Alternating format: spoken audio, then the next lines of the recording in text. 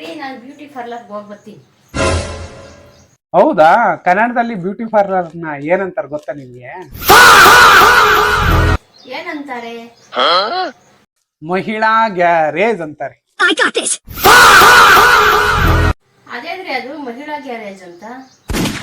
ಅಲ್ಲೇ ಅಲ್ವಾ ಹಾಳಾಗಿರೋ ಗಾಡಿಗಳನ್ನೆಲ್ಲ ರಿಪೇರಿ ಮಾಡೋದು. ಏನ್ರಿ ನನ್ನನ್ನ ಗಾಡಿ ಅಂತ ಕರಿತೀರಾ?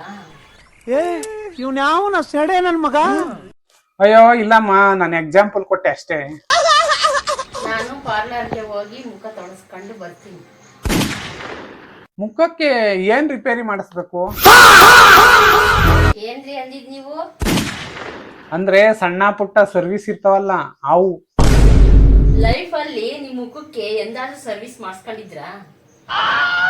ಓ, ನನ್ ಮುಖಕ್ಕೆ ಸರ್ವಿಸೇ ಬೇಡ ನಾನು. ಹೌದಾ? ಹಾಗಾದ್ರೆ ನಿನ್ ತಲೆ ಯಾಕೆ ಯಾವಾಗ ಸೌಂಡ್ ಮಾಡುತ್ತೆ? ಅದು ಕಂಪ್ನಿ ಪ್ರಾಡಕ್ಟ್, 100 ವರ್ಷ ಗ್ಯಾರಂಟಿ. ನಾನು ಪಾರ್ಲರ್ಗೆ ಹೋಗ್ಬೇಕು, ದುಡ್ಡು ಎಷ್ಟು ಕೊಡ್ತೀರಾ ಹೇಳ್ರಿ? ಎಷ್ಟು ಬೇಕು? 1000 ರೂಪಾಯಿ. 1000ನಾ? ಅಷ್ಟೊಂದು ದುಡ್ಡು ಏನ್ ಮಾಡ್ತಾರ ಅವರು?